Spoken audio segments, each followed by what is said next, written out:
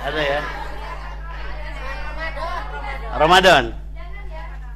Ramadan ya. Tadi sih saya buka sebentar gitu. Oh, lagi live. Oh, bahas Ramadan kayaknya. Tapi nggak tahu sampai di mana gitu.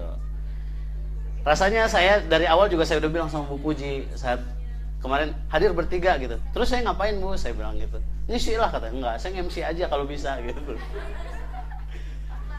Nggak tega saya kalau ngisi ini ustadz-ustadz saya ada di sini gitu ya. Termasuk sekarang kayaknya saya nggak akan membawakan materi nih Bu. Kita main-main aja ya. Boleh ya? Oke, sekarang silakan duduknya berhadap-hadapan, berpasang-pasangan. Nah, duduknya berpasang-pasangan, berhadap-hadapan. Sambil kita bermain, sambil kita renungi nih kira-kira kita belajar tentang apa gitu ya. Oke Bu, silakan sekarang. Sudah berpasangan? Semua sudah dapat pasangan? Sudah ya? Silakan sekarang semuanya bersalaman. Tatap mata temannya. Deddy Corbuzier. Bukan. Udah ya? Enggak. Sekarang salamannya dilepas pelan-pelan, dikasih jarak. Tangannya jadi berjarak. Nah gitu. Nah betul. Oke. Kita akan bermain. Permainannya namanya adalah hitam dan hijau. Hitam dan hijau. Silakan disepakati siapa yang hitam, siapa yang hijau. Disepakati siapa yang hitam, siapa yang hijau. Sudah? Boleh hitam angkat tangan? Oke. Terima kasih. Yang hijau boleh angkat tangan? Oke, baik. Jadi kapanpun nanti ibu-ibu mendengar saya bilang hitam, tugas yang hitam adalah memukul telapak tangan si hijau. Oke? Dan hijau tugasnya kalau mendengar kata hitam berarti secepat-cepatnya menghindar supaya nggak kena pukulan oleh si hitam. Begitu sebaliknya. Ya, begitu sebaliknya. Betul, telapak tangannya ya, jangan kepalanya, telapak tangannya. Ya. Nanti kesempatan malah gitu. Nggak boleh pipinya, jangan pipinya ya.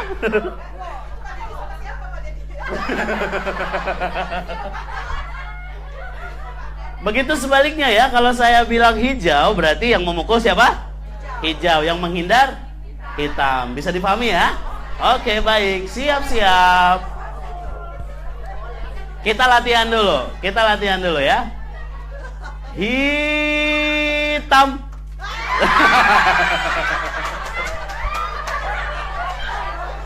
Siapa yang berhasil memukul? Oke. Berarti yang tidak berhasil memukul berarti yang satunya berhasil menghindar berarti ya. Oke. Kita coba 3 kali. Itu tadi latihan ya, latihan. Kita coba 3 kali.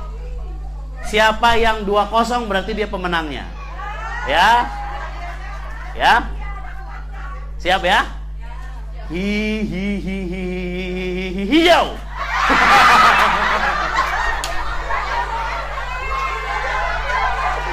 Oke. Berhasil? Bagus. Yang berhasil memukul poinnya 1 ya.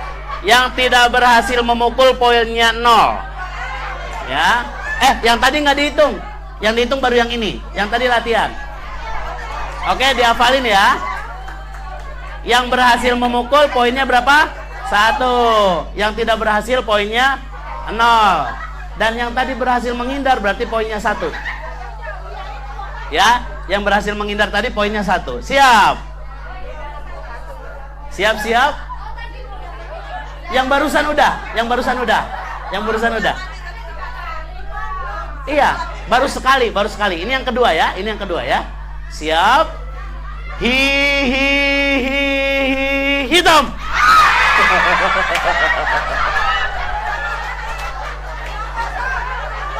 Ayo.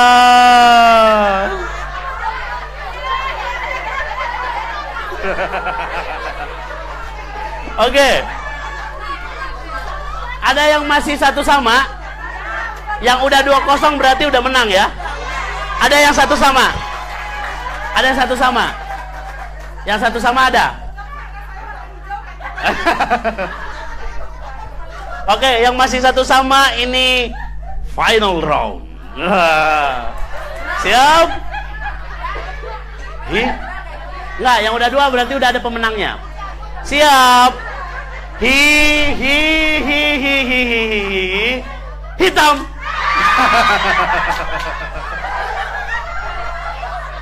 Oke. Sudah? Iya. Baik. Siapa yang jadi pemenang? Oke. Baik. Kenapa? Oke deh. Kenapa? 2-1 berarti udah menang. Yang 2 udah menang. Nah. Baik. Ibu, permainannya sederhana. Ya. Kita tadi bisa tertawa. Kira-kira nih, kan tidak ada satu kejadian pun yang diizinkan Allah terjadi nih, yang tidak ada maksudnya. Bahkan Allah izinkan kita tadi bermain itu adalah kesempatan yang kemudian diizinkan Allah, ada sesuatu yang akan kita pelajari. Kira-kira menurut ibu-ibu nih barusan kita belajar tentang apa ya? Oke. Bagus. Apalagi? Wih, keikhlasan dalam nih. Bu Desi bisa lebih banyak menjelaskan tentang keikhlasan itu. Bu Desi siapa sih? Mirip ya? Kira Bu Desi. Bu siapa? Bu Intan. Apa Bu Intan? Kok mirip sih kalian? Ayo, Bu Intan. Apa? Iya, apa itu? Di mana letaknya? Oh, menang kalahnya ikhlas. Good. Apa lagi? Kerjasama di mananya kerjasama? Siapa Mbak Fafa ya? Apa? Coba. Gimana mah? Yang kalah harus sportif. Bagus. Kan? Kenapa? Yang menang nggak boleh sombong. Bagus. Ayo. Yang kalah nggak boleh nyinyir. Oke. Nih, ada yang lain sebenarnya. Kalau Bang Lubis ngobrol sama ibu-ibu kan biasa konteksnya parenting ya. Pengasuhan anak ya. Coba deh dikaitkan dengan pengasuhan anak. Apa tuh ya? Ya Allah. Coba. Tadi siapapun kita, baik hitam maupun hijau, masing-masing kita kan tidak ada yang tahu apa yang akan terjadi setelah kata hi itu. Betul? Dan rata-rata sebagian kita kemudian ketika mendengar stimulusnya langsung dengan cepat wajib merespon, ya kan? Dengan tadi memukul itu. Memang permainannya dibuat begitu. Tapi kira-kira apa yang ibu alami? Apa yang ibu rasakan ketika kejadiannya seperti tadi itu? Hah? Penyesalan? Kok bisa? Oh gitu. Menyesal nggak kena. Ada nggak yang tadi pengalamannya mestinya dia mukul tapi dia malah menghindar? Ada. Mestinya menghindar kok malah mukul gitu. Ada. Benar nggak? Nah, kita juga tuh seperti itu kan dalam pengasuhan anak kita. Kadang-kadang Bu, kita itu ngelihat stimulus dari anak kita tuh, anak kita melakukan action tertentu, kita langsung cepat meresponnya. Betul? Langsung cepat meresponnya dan akhirnya seringkali tindakan kita yang tadi itu harusnya apa? Yang dikerjain apa? Akhirnya nggak tepat dan nggak sesuai dengan apa yang kita harapkan. Makanya nyesel. Nah, gimana supaya nggak nyesel? Maka diajarkan di agama kita itu satu kata tuh, namanya jeda. Kalau di dalam agama kita namanya sabar. Jadi ada jeda, ada spasi. Ibarat ibu baca tulisan, kalau misalnya satu kalimat disambung semua, nggak ada spasinya, enak nggak bacanya? Susah malah kan? Nah, makanya kita perlu ada spasi. Dalam bertindak, berperilaku, kemudian termasuk dalam membina anak-anak kita juga butuh spasi. Kita butuh jeda. Nah, jadi ketika melihat stimulus dari anak kita, jangan buru-buru langsung direspon. Tapi yang perlu kita lakukan apa? Jeda dulu, kemudian baru memilih tindakan apa yang tepat untuk kita lakukan buat anak kita. Misal, ibu-ibu, kalau toh kita ingin marah sama anak kita,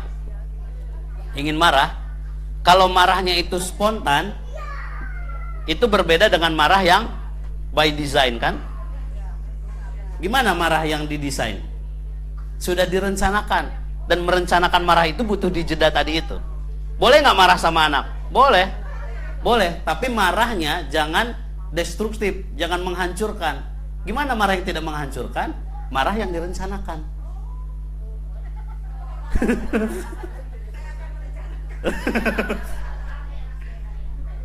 Gimana marah yang direncanakan itu? Misal nih, lihat anak-anak, berisik, teriak-teriak dan seterusnya gitu. Kita lagi capek juga nih, ya kan, baru nyampe rumah, mana panasnya 32 derajat kayak sekarang gitu kan. Wah, enaknya diapain nih anak nih? Oke, satu pilihan. Apalagi yang lain? Hah? Masukin kolam renang. Ada 2 pilihan. Apalagi? Kasih es krim, suruh tidur, cuekin, tinggalin, apapun itu. Artinya kan kita sudah banyak pilihan. Nah, kemudian bagaimana kita memilihnya? Coba cari deh di antara banyak pilihan tadi. Mau tadi katanya disiram air, mau diceburin, mau diapain kayak itu semua. Coba cari yang maslahatnya paling banyak buat anak kita. Nah, dari situ seringkali saat kita nentuin pilihan aja, itu emosi kita udah reda, dan seringkali pilihannya justru nggak jadi yang pilihan yang menghancurkan tadi itu. Seringkali kehancuran terjadi, perasaan anak hancur, jiwa anak hancur, harga diri anak hancur karena diakibatkan orang tua yang kemudian ngerespon terlalu cepat tanpa diawali dengan mikir dan menentukan pilihan terlebih dahulu. Gitu ya. Kayaknya gitu. Apa tadi, Bu? Saya dengar sesuatu. Siapa tadi yang ngomong? Bu Intan. Apa tadi? Apa? Prakteknya susah. Oke, bagus sekali pernyataan itu ya. Prakteknya susah. Ketahuilah Ibu, kapanpun kita merasa susah dan sulit di dalam hidup kita, artinya sebentar lagi Allah akan izinkan kita memahami hal baru dalam hidup ini. Maka terimalah kesusahan itu, karena kita akan belajar tentang hal baru itu. Apaan ini kayak Mario Teguh, mentang-mentang botak ya. Baik, rasanya Ustadz Dedi sudah cukup energi. Oh, jangan gitulah. Super sekali. Kuper sekali katanya. Enggak lah, kayaknya saya serahkan Ustadz Dedi aja ya. Enggak sopan. Oh, 1 game lagi. Kenapa? 1 game lagi. Oke, kalau ibu-ibu mau 1 game lagi, silakan duduknya bersaf. 1 lagu. Enggak, jangan bersaf lah. Nyambung aja, nyambung. Udah nyambung ya? Sekarang silakan. Kembali ke jalan. Ayo kembali ke jalan yang benar. 1 lagi ya. Silakan semuanya, berarti sekarang sambil kayak tadi ya. Sambil bermain kita belajar. Tangan kanannya diangkat ke atas, dibentuk telunjuk seperti ini. Kemudian diturunkan, seret. Nah, oke. Oh, boleh. Itu kreatif ya. Mama kreatif itu namanya. Ya, boleh. Lalu tangan kirinya ditaruh begini dan diletakkan di atas telunjuk temennya. Nah, di atas telunjuk temannya. Oh, gitu boleh. Sebenarnya sih jangan berpasangan, nyambung aja. Nyambung aja. Ya.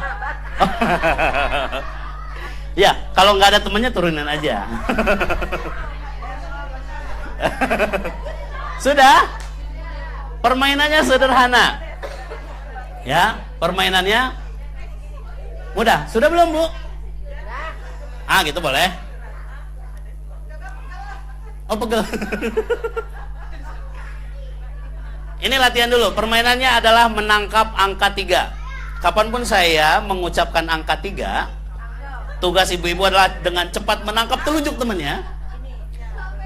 Dan di saat yang sama pastikan telunjuk kita tidak ketangkap sama teman kita. Oke? Jangan curang, tangannya jangan gini, lurus. Enak aja udah main begini aja, lurus. Udah ya? Kalau saya bilang angka berapa? 3. Oke. Tugasnya apa? Tangkap dengan cepat dan pastikan telunjuk kita tidak tertangkap oleh teman kita. Oke, siap. 1, 2,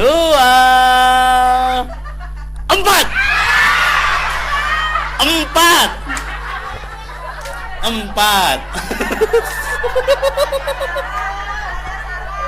Salah. Ayo, saya kan bilang 4. Saya bilang 4. Balik lagi. Siap, balik lagi. 1, 3.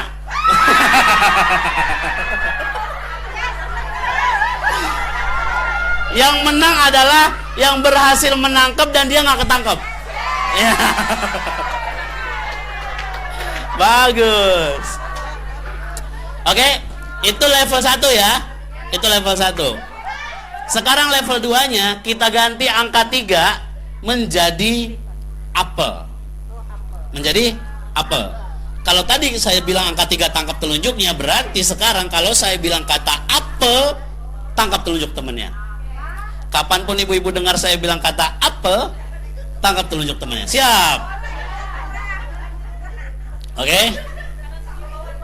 Jangan. Luruskan tangannya, siap. Ini ceritanya saya suatu ketika nih lagi jalan-jalan nih. Jalan-jalan ke pasar.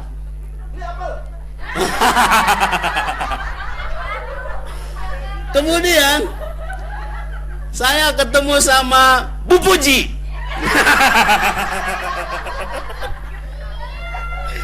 Terus saya tanya ke Bu Puji, "Bu, beli apa?"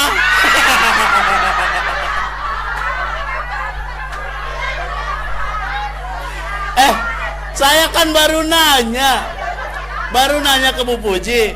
Ayo balikin tangan ya. Balikin tangan ya. Nah, terus Bu Puji jawab, "Oh, yang mana Bang?" "Ini ya. Saya barusan beli buah-buahan." Buah-buahan. Oke, balikin tangannya. Bang nanya. Ya. Kalau sudah berdiri ditarik kan? Habis itu saya tanya, "Buah apaan sih, Bu?"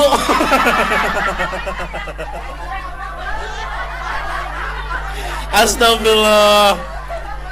Terus Bu Puji bilang, "Oke, Bang Lubis tebak ya," katanya. "Ini buahnya nih, ada bijinya Bang. Ini buah biasa dipakai juga buat jus. Huruf depannya A. Ini buahnya namanya buah apel."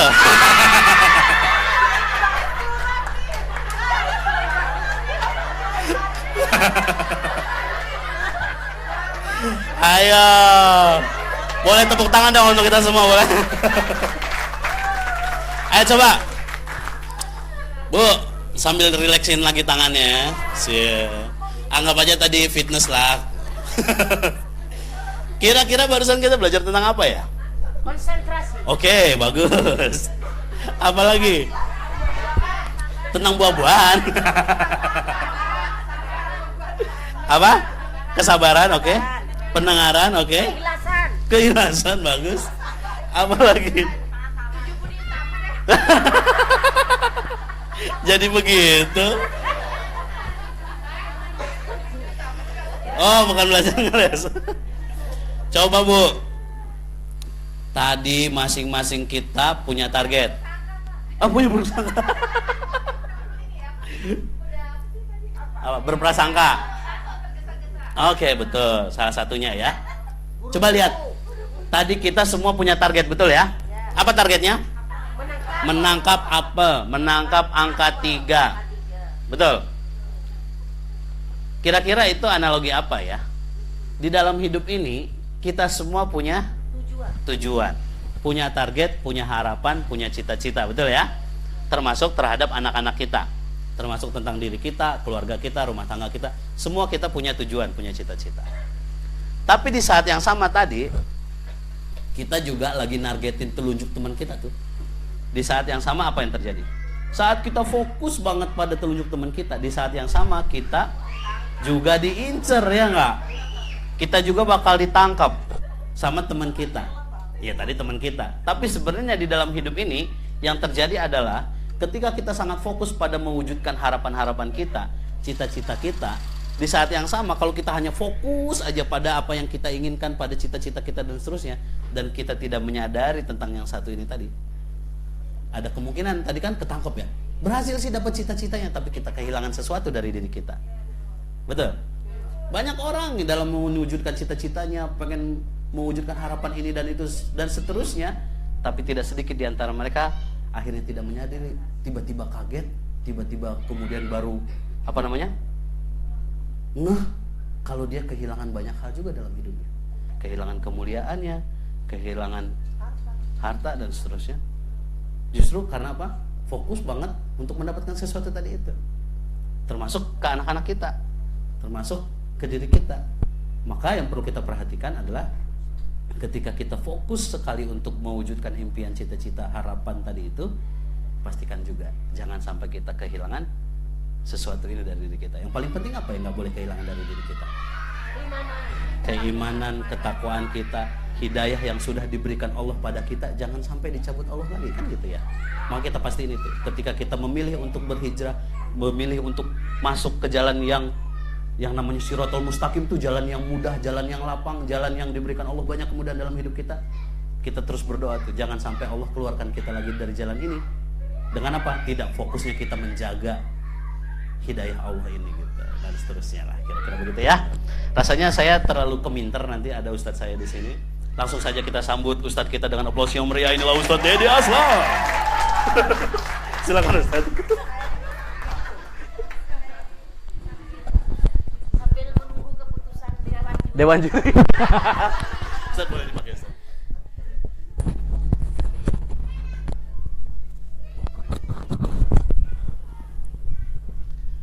Bismillahirrahmanirrahim. Assalamualaikum warahmatullahi wabarakatuh. Alhamdulillahirabbil alamin wa bihi nasta'inu ala umuri dunya waddin. Alhamdulillah alladzi an'amana bi ni'matil iman wal islam wa allafa baina qulubina fa asbahna bi ni'matihi ikhwana. Asyhadu an la ilaha illallah wahdahu la syarikalah wa asyhadu anna Muhammadan 'abduhu wa rasuluhu wa la nabiyya ba'dah. Allahumma salli wa sallim wa barik ala nabiyina Muhammad wa ala alihi wa ashabihi ajma'in. Amma ba'du. Ibu-ibu sekalian, alhamdulillah tadi yang pertama tentu Ustaz Nur Rasyid tadi ngisi udah panjang lebar luar biasa. Bagus banget isinya, ya. Iya. Terus Ustadz Lubis juga, Bang Lubis juga menyampaikan sudah luar biasa juga tuh kan, luar biasa. Sehingga kali ini saya tinggal menyampaikan bahwa saya membawa tahu dan susu kedelai. Selesai urusannya kan? Sekian dan terima kasih. Tapi pesan saya sebelum tertutup bahwa insya Allah sebentar lagi kita masuki bulan Ramadan. Tadi saya nyinggung-nyinggung sama Mbak Puji, temanya apa nih? Sudah disampaikan oleh Pak Nur, sudah disampaikan oleh Bang Lubis gitu kan? Ya tentang Ramadan gitu kan? Ya kalau menurut saya Ramadan ini sudah kesekian kali kita jalani. Ya kan? Sepanjang usia kita, melakukan berapa? 35 sekarang? 53. Oh jujur banget. Ya, iya deh. 54. Kalau dikurangi usia balik 12 tahun, berarti tersisa berapa? 43. Berarti sudah 43 kali bertemu dengan bulan Ramadan yang harus dia pertanggungjawabkan di hadapan Allah Subhanahu wa taala. Demikian juga kita masing-masing. Ini adalah Ramadan kita yang kesekian kali. Kalau sudah yang kesekian kali, insya Allah masalah pelaksanaannya sudah sama-sama tahu, sudah sama-sama paham. Tinggal yang harus kita lakukan adalah bagaimana kita menjadikan Ramadan kali ini dan bahkan Ramadan berikutnya kalau Allah izinkan adalah menjadi Ramadan yang terbaik sepanjang Ramadan yang kita lakukan. Bagaimana Ramadan kali ini Ramadan yang paling baik, yang paling berkualitas yang kita lakukan kepada Allah Subhanahu wa taala. Masih ada waktu buat kita semuanya untuk mempersiapkannya. Tentu kalau dari sisi fikih insya Allah sudah kita bahas dan sudah ada pertanyaan-pertanyaan di situ, siap-siap nanti dijawab. Yang nilainya tertinggi dapat hadiah gitu ya, Pak Puji? Oh ya, iPhone 7, 8. Oh, voucher belanja. Ya. Ya. Voucher belanja tahu dan susu kedelai. Ya. Kalau fikih sudah selesai lah, tinggal kita mempraktekkannya. Namun yang harus kita pahami bersama adalah ada hal-hal yang akan terus berubah-ubah dalam masalah Ramadan itu. Itu apa? Pertama adalah keimanan kita kepada Allah Subhanahu wa taala. Ini yang harus kita jaga. Bahwa ketika Allah mengawali ayatnya untuk memerintahkan kita berpuasa, mengawalinya dengan kalimat a'udzubillahi minasyaitonirrajim, ya ayyuhalladzina amanu, wahai orang-orang yang beriman. Dengan Allah mengawali dengan kalimat ya ayyuhalladzina amanu, ada dua hal yang harus kita fahami di sini.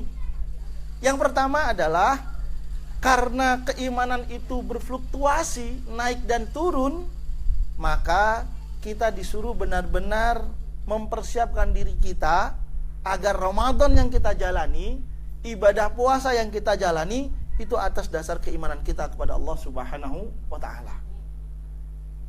Karena apa? Kondisi bagaimana kita menjalani perintah-perintah Allah, ketaatan kita kepada Allah sangat berbanding lurus dengan kondisi keimanan kita kepada Allah Subhanahu wa ta'ala. Kalau keimanannya baik, insya Allah apa yang kita lakukan dalam bentuk ketaatan akan jadi baik. Kalau keimanan kita tidak baik, ini akan berpengaruh dengan apa? Tidak baiknya ketaatan kita kepada Allah Subhanahu wa ta'ala. Yang kedua yang harus kita fahami dari ketika Allah mengawali dengan ya ayyuhalladzina amanu, ini panggilan yang mulia, panggilan yang luar biasa dari Allah Subhanahu wa ta'ala. Allah memanggil kita dengan wahai orang-orang yang beriman. Padahal Allah tahu dan maha tahu bagaimana kondisi keimanan kita. Allah maha tahu bagaimana level keimanan kita kepada Allah Subhanahu wa ta'ala. Tapi Allah memanggil sama, ya ayyuhalladzina amanu. Ini sebagai bentuk apa? Evaluasi buat kita semuanya. Evaluasi apa? Kalau Allah memanggil kita dengan panggilan keimanan, wahai orang-orang yang beriman, kita perlu bertanya dalam diri kita, sudah pantaskah kita dipanggil sebagai orang yang beriman? Sudah layakkah kita sebagai orang yang beriman seperti yang dipanggil oleh Allah Subhanahu wa ta'ala? Sudahkah kehidupan kita ini mencerminkan keimanan kita kepada Allah Subhanahu wa ta'ala sehingga kita layak dipanggil sebagai orang-orang yang beriman? Sehingga keimanan ini akan mempengaruhi nilai ibadah kita. Sehingga kalau dalam puasa, dalam sebuah hadisnya Rasulullah bersabda, man shoma ramadhana imanan wahtisaban ghufira lahu ma taqaddama min dzambi. Siapa yang berpuasa atas dasar keimanannya kepada Allah dan karena mengharapkan balasan dari Allah Subhanahu wa taala, maka Allah akan ampuni dosa-dosa yang telah lalu. Ini harus kita apa? Kita benar-benar persiapkan untuk memasuki bulan Ramadan, agar Ramadan kali ini menjadi lebih baik daripada Ramadan-Ramadan sebelumnya. Karena apa? Bisa jadi Ramadan kali ini adalah apa? Ramadan terakhir kita. Bisa jadi Ramadan kali ini adalah Ramadan kita yang terakhir. Karena apa? Semua ada sedangkan Allah SWT. Bahkan Ramadan ini saja kita belum pasti, belum bisa memastikan bisa bertemu atau tidak. Sehingga wajar kalau kemudian kita berdoa, Allahumma barik lana fi Rajab wa Sya'ban wa ballighna Ramadan. Ya Allah, berkah hidup kami di bulan Rajab dan di bulan Sya'ban, dan sampaikan usia kami bisa bertemu dengan bulan Ramadan. Selanjutnya adalah, kalau berbicara masalah puasa, ini adalah bagian dari syariat Islam, bagian dari rukun Islam. Ada sekian banyak perintah-perintah dalam agama, dan insya Allah kita sudah berusaha untuk melakukannya. Namun yang seringkali hilang dari apa yang kita lakukan adalah seringkali kita kurang bisa memaknai dari apa yang kita lakukan. Kenapa demikian? Mohon maaf, bisa jadi karena kita melakukannya karena hanya untuk sekedar menggugurkan kewajiban kita. Atau bisa jadi karena menjadi rutinitas kita. Berarti apa? Ada yang hilang dari apa yang kita lakukan. Kalau kita beramal, beribadah hanya sekedar menggugurkan kewajiban atau menjadi rutinitas kita.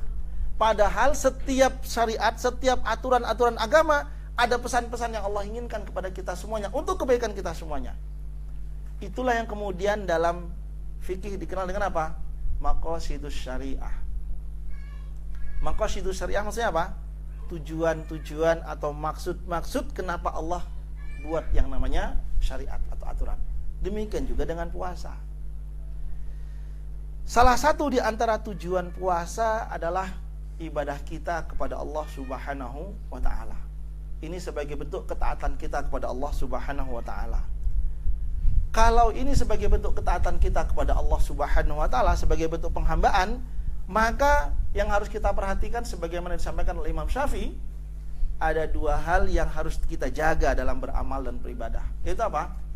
Ikhlasun niyah wa ittiba'u bisunnah. Mengikhlaskan niat kita kepada Allah Subhanahu wa ta'ala dalam melakukannya, dan melakukannya disesuaikan dengan contoh-contoh Rasulullah sallallahu alaihi wasallam. Niat inilah yang harus menjadi penggerak, menjadi motivator kita untuk melakukan semua ibadah-ibadah yang ada. Innamal a'malu binniyat. Setiap amal itu tergantung dari niatnya. Dan setiap orang akan mendapatkan tergantung dari apa yang dia niatkan. Nah, sekarang masalahnya adalah ada sekian banyak tujuan, maksud Allah tetapkan syariat puasa bagi kita. Di antaranya apa? Ada yang tahu? Puasa supaya kenapa? Sehat. Dalam sebuah hadis Rasulullah bersabda, "Sumu tasihu." Berpuasalah kamu agar kamu sehat. Tujuan ini jangan sampai hilang ketika kita berpuasa. Kenapa kita mengikuti program diet? Kenapa? Kita ingin sehat, ingin menurunkan berat badan. Sama memandang Mbak Eva aja dah. Atau memandang Mbak Kaum aja dah. Ya, sumu tasihu. Berpuasalah kamu akan sehat. Berarti kalau tujuan kita di antara selain karena ibadah kepada Allah Subhanahu wa ta'ala, maka tujuan kita berpuasa adalah agar Allah jadikan kita sehat.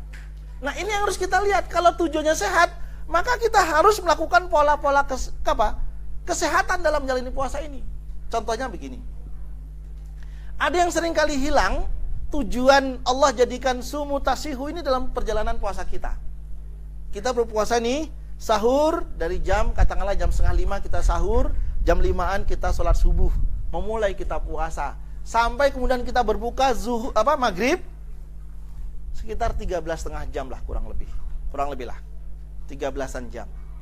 Berarti selama 13 jam kita sudah mengistirahatkan semua organ-organ tubuh kita. Sebenarnya ini bagus untuk apa?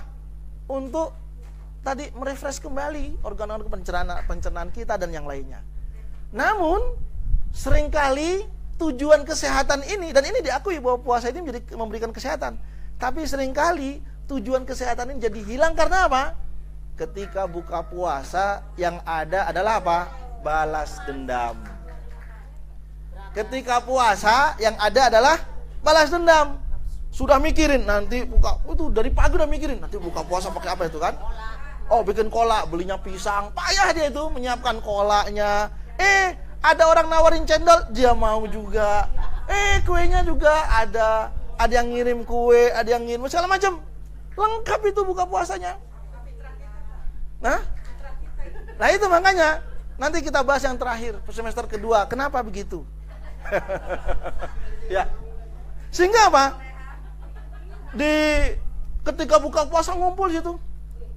Ada es kelapa, ada cendol, ada tadi kolak, ada susu kedelai, ada tahu goreng, ada serombotan. ada sate ikan tuna, Susu kedelai. macam-macam sana. Akhirnya apa? Ketika buka puasa semuanya masuk, dan akhirnya apa? Akhirnya perut kita kejang-kejang, terkaget-kaget begini. Karena apa? Semuanya masuk. Sehingga perut kita untuk memilahnya tuh beda nih. Ini kelompok mana nih ya gitu kan? Ini kelompok mana nih, bingung. Sehingga apa? Terjadi kekacauan dalam perut kita. Coba bayangkan ketika seorang kemudian makan balas dendam dan akhirnya dia kekenyangan, sudah. Dampak orang kalau sudah kenyang, malas beribadah, bawaannya ngantuk, bawaannya males saja, pingin leyeh-leyeh. Dan itu dampaknya apa? Coba lihat. Apalagi kalau kemudian apa? Ketika azan maghrib berkumandang, itu langsung start, langsung finish. Kenapa begitu? Langsung tuh dari yang minumannya, kuenya, kemudian makan beratnya, nasi, kemudian sampai penutupnya sekaligus. Akhirnya apa? Dia menunda sholat maghribnya. Sering begitu kan? Dibikin satu kali rapelan semuanya, seret gitu. Setelah kenyang, ayo pak, sholat pak. Ayo bu, ntar deh, kenyang gitu kan? Istirahat dulu deh gitu. Leyeh-leyeh gitu kan? Tinggal lagi 5-10 menit baru kemudian sholat. Mau habis sholat isya-nya baru kemudian sholat. Kenapa? Sholat isya-nya memang gak telat, tapi dampaknya apa? Mau sujud repot, mau ruku repot gitu kan? Kalau seandainya kita punya tembolok mendingan gitu kan? Taruh di sini gitu. Kayak ayam gitu kan? Tapi begitulah yang terjadi. Puasa ingin menjadikan kita sehat, Allah jadikan kita sehat dengan puasa, tapi akhirnya apa? Tujuan ini hilang gara-gara apa? Tadi yang ada adalah balas dendam. Masuk semuanya. Sehingga wajar kalau kemudian Rasulullah dalam hadisnya menyampaikan apa? Seburuk-buruknya tempat sampah itu apa? Perut. Coba bayangkan kalau semuanya ngumpul, kemudian kita kekenyangan, hanya kita payah, ngantuk, tidur. Padahal ini belum semuanya tercerna. Kita tertidur, bangun-bangun besoknya kan? Akhirnya apa? Jadi penyakit, toksit, dan segala macamnya. Ya, ini yang pertama. Sumu tasihu. Berpuasalah kamu, maka kamu akan sehat. Yang berikutnya adalah ketika seorang berpuasa, Allah mengajarkan kita untuk bagaimana kita berempati dengan saudara-saudara kita yang kekurangan, yang makannya terbatas. Kalau kita mungkin sehari 3 kali, mungkin mereka sehari 2 kali atau sehari sekali mungkin. Agar kita berempati, melunakkan hati kita. Agar apa? Hati kita punya kepedulian dengan saudara-saudara kita. Kalau seorang sudah peduli, ini yang akan menggerakkan dia untuk beramal. Tapi kalau seseorang sudah hatinya keras, itu yang menjadikan dia orang yang cuek, masa bodoh, dan akhirnya apa? Tidak respon dengan kebaikan-kebaikan yang ditawarkan. Sehingga apa? Di antara cara agar kita apa? Agar pesan Allah, agar kita empati, peduli dengan saudara kita, sama. Ketika kita berpuasa sudah 13 jam nih. Tapi pas kita berbuka, tapi kita berlebih-lebihan. Sampai mubadzir. Ya kan? Mohon maaf, terkadang ada yang bilang bahwa apa? Ustaz, sampai berlebihan hanya kita buang makanan karena sudah kenyang. Besok pagi dimakan juga nggak enak. Atau lupa, akhirnya apa? Lupa dipanasin atau lupa masukin kulkas, yang terbuang. Mubazir semuanya.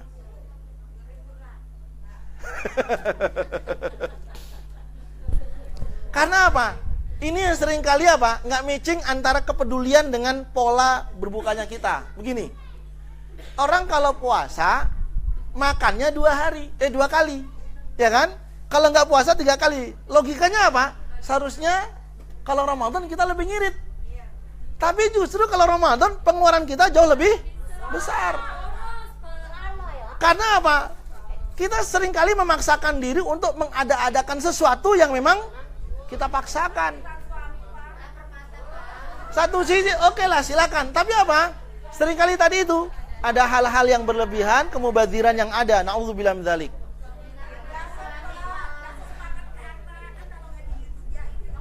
Ya, silakanlah. Ada ini enggak? Ada apa namanya? Ya, memang pintar ngeles memang biasanya. Ya, tujuan kita berempati, kemudian kita menjaga agar kita tidak berlebih-lebihan. Karena apa? Orang yang berlebih-lebihan, orang yang makannya kekenyangan, cenderung menjadikan hatinya keras, nggak peduli. Padahal toh lambung segitu-gitu aja kan? Ya kan? Walaupun kita puasa, toh juga volumenya segitu-gitu juga, gitu. Seringkali ini yang terabaikan. Bahkan apa? Akhirnya sampai numpuk banyak, nanti karena aduh nggak enak mubazir, dimakan lagi, kenyang lagi terus dia kan? Kan begitu. Alasannya mubazir, tapi dimakan juga akhirnya kan, kekenyangan lagi dia gitu. Coba biasanya yang ngerasa itu biasa ketawa paling kenceng biasanya. Ini nih maghrib nih, ibu-ibu biasanya kan maghrib, aduh sayang banget sudah jam 10 beres, aduh sayang, jongkok makan lagi gitu kan. Daripada besok ngingetinnya, dipanasinnya tambah repot, makan sekarang aja deh gitu. Gimana mau kurus?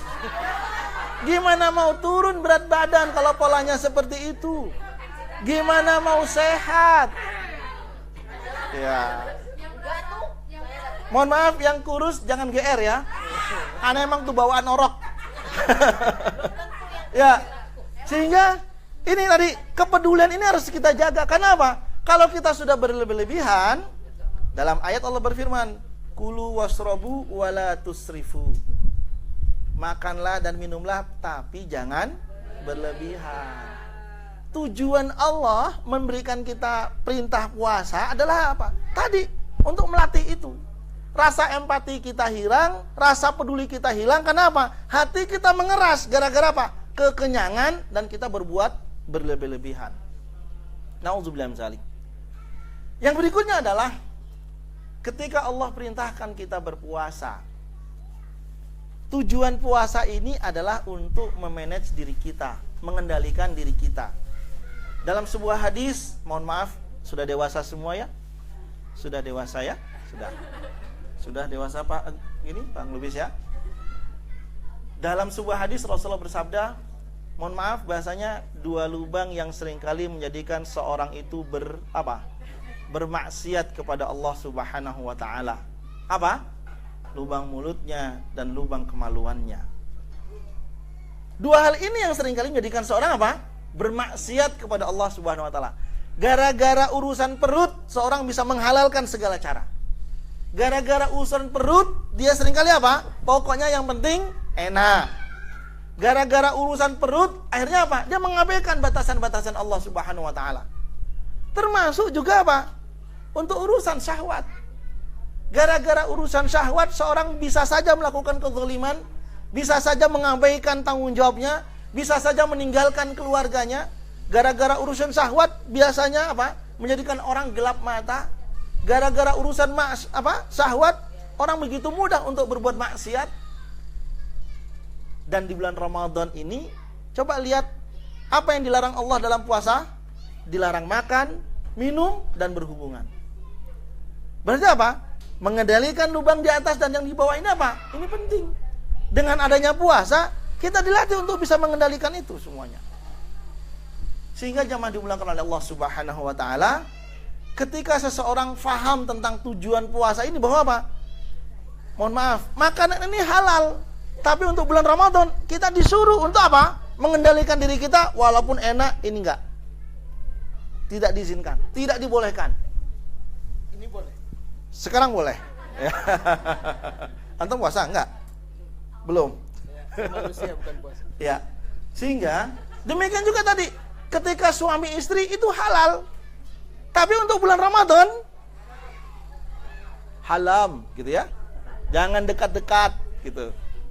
Sehingga mohon maaf, cara kita untuk mengendalikan diri kita, Allah melatihnya dengan cara apa?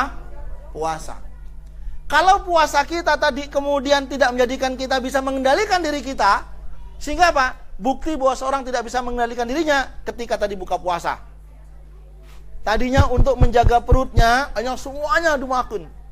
Apalagi kalau udah kondangan, acara buka puasa bersama, menunya kan macam-macam tuh. Ya kan? Saya pernah menghadiri acara buka puasa, makannya makan lesehan, panjang begitu. Tapi akhirnya apa? Banyak yang mubazir, karena udah kepegang semuanya, sudah pada kenyang semuanya, mau dikasih orang juga nggak enak, sudah bercampur begitu. Ya kan? Sehingga ini jadi evaluasi buat kita semuanya. Seakan-akan kalau kita ingin buka puasa, ini bakal habis nih, kan pada lapar semua. Belum tentu. Karena tujuan kita disuruh jangan berlebih-lebihan. Sehingga jamaah dimulakan oleh Allah SWT, di antara maqasidus syariah tadi ini harus kita apa? Fahami benar-benar. Agar apa? Jangan sampai kita sekedar melakukan puasa, tapi kita tidak tahu maksud dan tujuannya. Sehingga wajar Rasulullah menyampaikan apa dalam hadisnya? Kam min shaimin laisa lahu min siyamihi illal ju' wal atos. Berapa banyak orang berpuasa tapi dia tidak mendapatkan apa-apa dari puasanya kecuali hanya lapar dan dahaga. Maqasidus syariah yang lainnya dari puasa itu adalah apa? Allah ingin melatih kita untuk sabar. Kenapa? Kita disuruh bertahan dari apa? Dari pagi sampai sore. Kalau bukan karena kesabaran, kita nggak akan bisa mengakhirinya dengan baik. Tapi Allah ingin menahan kita untuk sabar. Sudah keinginan udah begitu besar, sudah lapar, haus dah. Tapi tetap kita tahan. Agar apa? Allah melatih kita untuk sabar. Kalau itu bisa kita pertahankan, luar biasa fadilahnya. Sehingga wajar kalau kemudian dalam hadis Rasulullah menyampaikan bahwa orang berpuasa itu dia nanti akan mendapatkan 2 kebahagiaan. Kebahagiaan ketika dia berpuasa. Kenapa? Ini yang dia tunggu-tunggu. Kenapa? Seharian dia berpuasa. Ketika berbuka puasa, waduh luar biasa nikmatnya. Orang kalau makan pas lapar itu nikmatnya luar biasa. Bukan masalah menu, tapi apa? Masalah selera yang apa? Yang begitu menuntut dia untuk makan. Yang berikutnya, bahagia ketika ketemu dengan Rabb-nya. Balasan dari Allah luar biasa bagi orang-orang yang berpuasa. Sehingga apa? Dengan berpuasa Allah melatih kita untuk sabar. Sekarang sabar itu bukan sekedar makan dan minum saja. Sabar dalam segala hal. Karena dalam hadis disampaikan bahwa seorang berpuasa itu bukan hanya untuk menahan lapar dan dahaga, tapi menahan diri dari mulutnya berbuat apa? Perbuatan-perbuatan maksiat dari mulutnya, dari perbuatan tubuh yang lainnya. Berkata kotor, berkata yang tidak bermanfaat, bahkan berkata-kata yang maksiat, ghibah, namimah, dusta, atau yang lainnya. Itu bagian dari cara Allah untuk melatih kita. Bisa nggak kita nahan mulut kita ini? Sehingga jangan sampai kita apa? Sudah tidak makan, tidak minum, lapar kita, tapi tetap nggak dapat apa-apa, tidak dapat pahala, gara-gara apa? Kita tidak bisa mengendalikan mulut kita. Kesabaran. Yang berikutnya adalah kesabaran ketika berhadapan dengan sesuatu yang tidak mengenakkan kita. Kadang bahkan membuat kita apa? Emosi gitu mungkin kan? Kata Rasulullah apa? Kalau ada yang mancing gitu, katakan, inni shaim. Saya sedang berpuasa. Itu bagian dari cara Allah untuk melatih kita untuk berbuat sabar. Yang berikutnya, maqasidus syariah yang lainnya adalah dengan adanya puasa ini Allah ingin melatih kita untuk bisa istiqomah. Kenapa? Kita berpuasa berapa lama? Selama 1 bulan penuh. Setiap hari terus kita melakukan. Seseorang kalau bisa bertahan untuk melakukan hal yang sama kesekian kalinya terus gitu, maka dialah tanda-tanda orang yang bisa istiqomah di jalan Allah Subhanahu wa taala. Sehingga apa?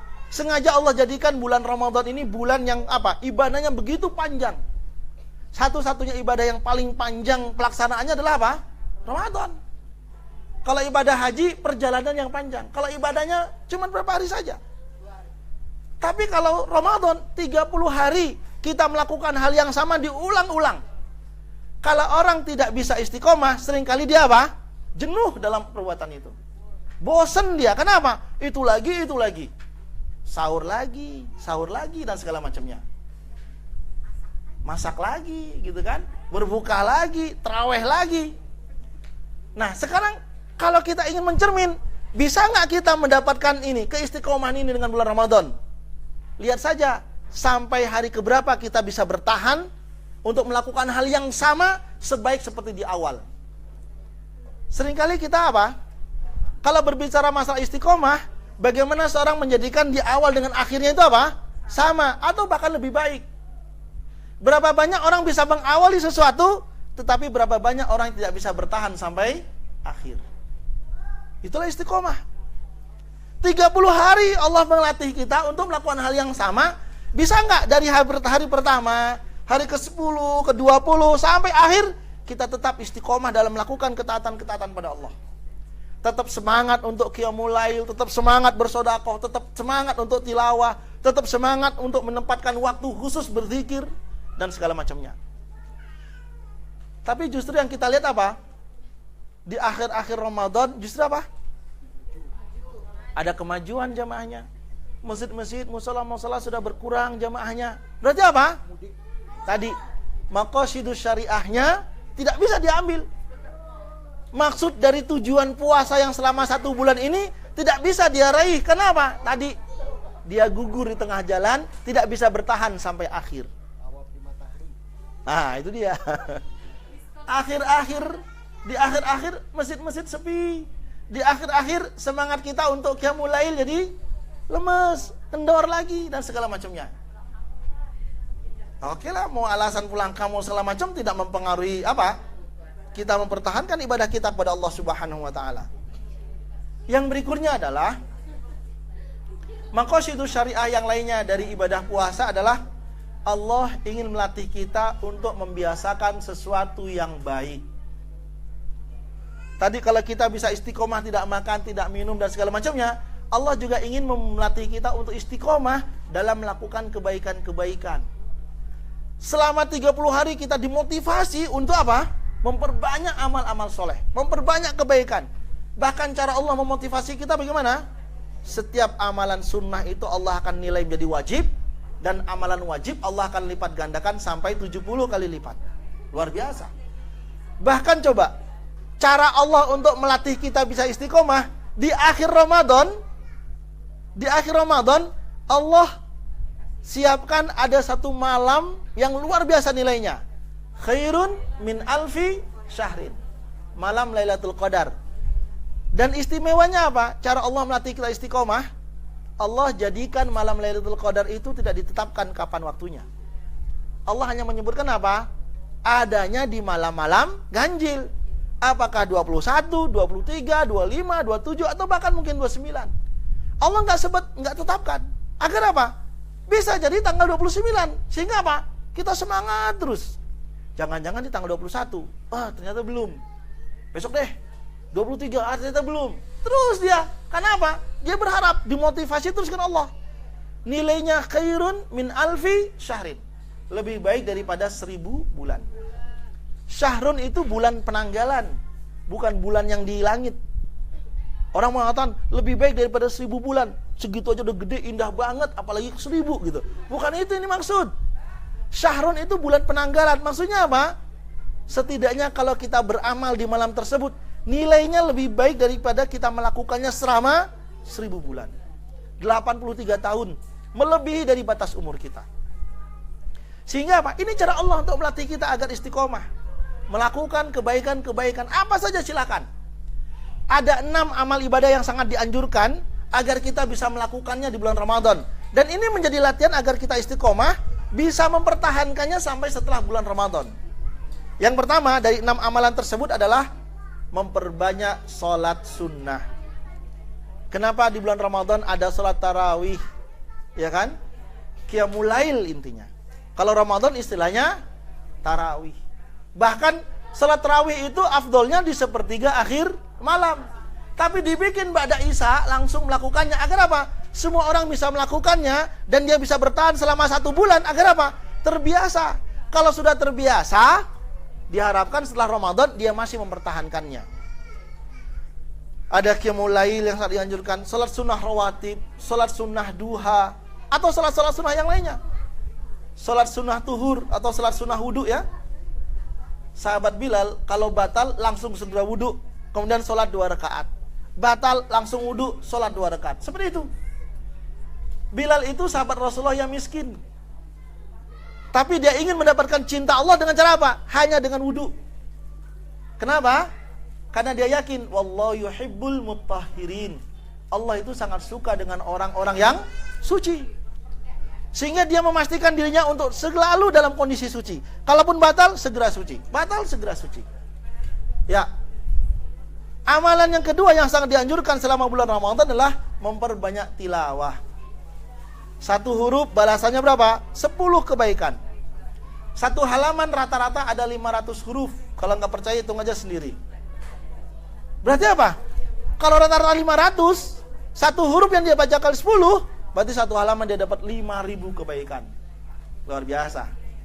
Kalau kita punya target 1 kali hatam, berarti 1 hari targetnya berapa? 1 juz. Bisa nggak? Bisa lah.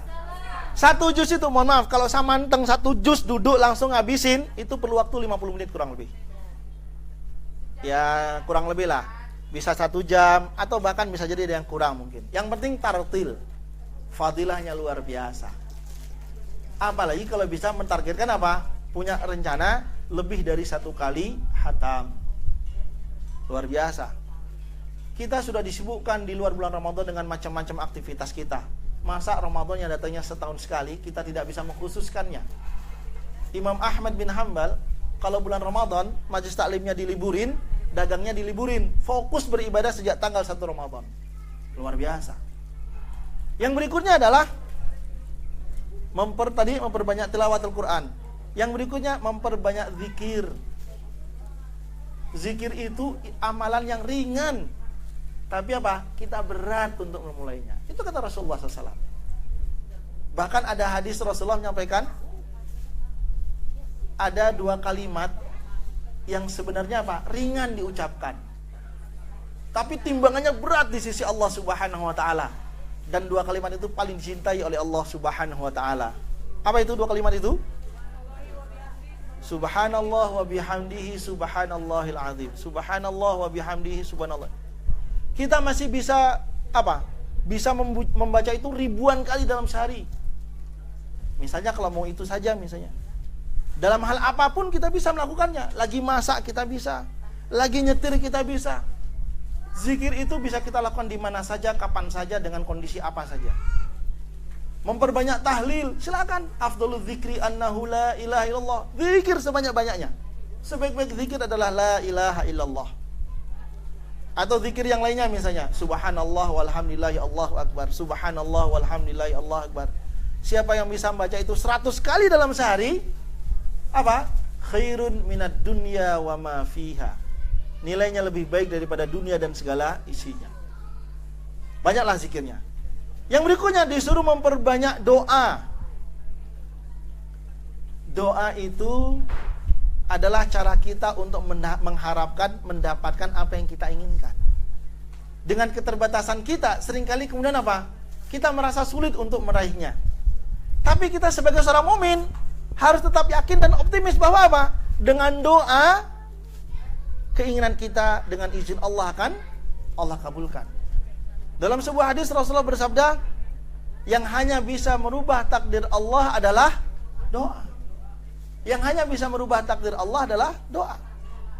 Sehingga ketika seorang berdoa, ada 3 hal yang harus dia yakini.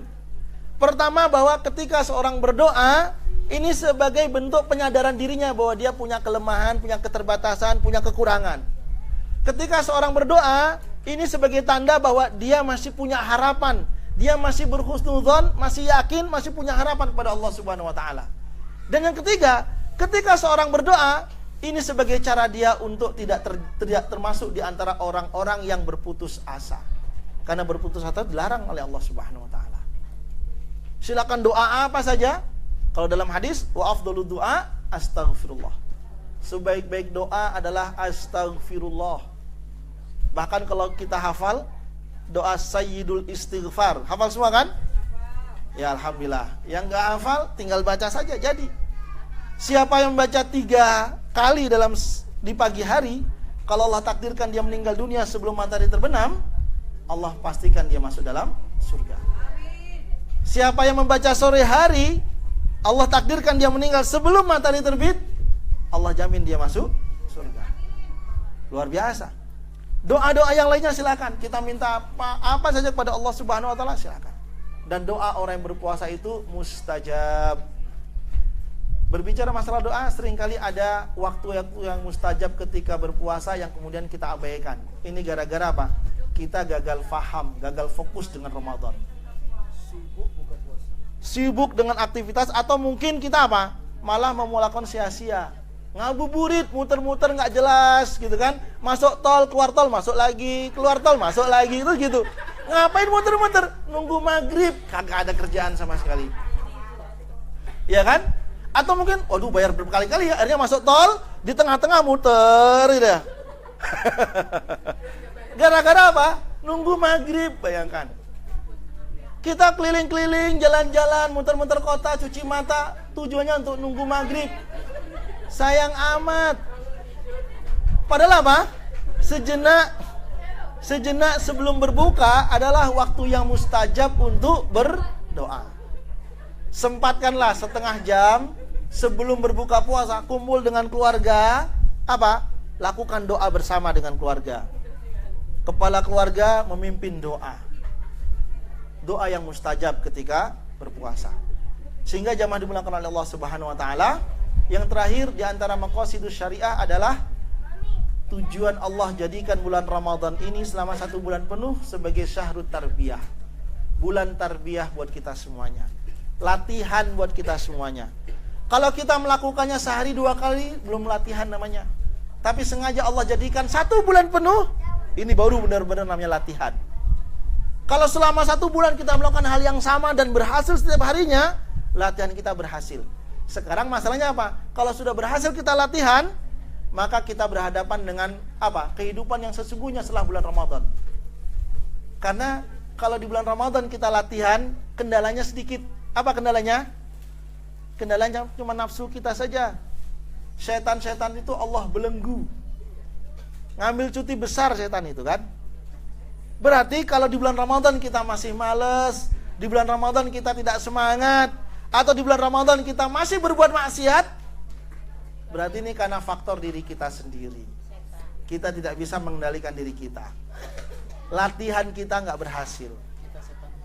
Ya, ya. Sehingga 1 bulan ini kita dilatih oleh Allah Subhanahu Wa Taala. Tangkap semua pesan-pesan Ramadan ini, karena setiap syariat, setiap aturan itu ada maqasidus syariahnya. Kalau kita mau gali, masih banyak lagi maqasidus syariahnya. Tapi karena aroma makanan sudah begitu mengganggu, saya cukupkan saja sampai di sini.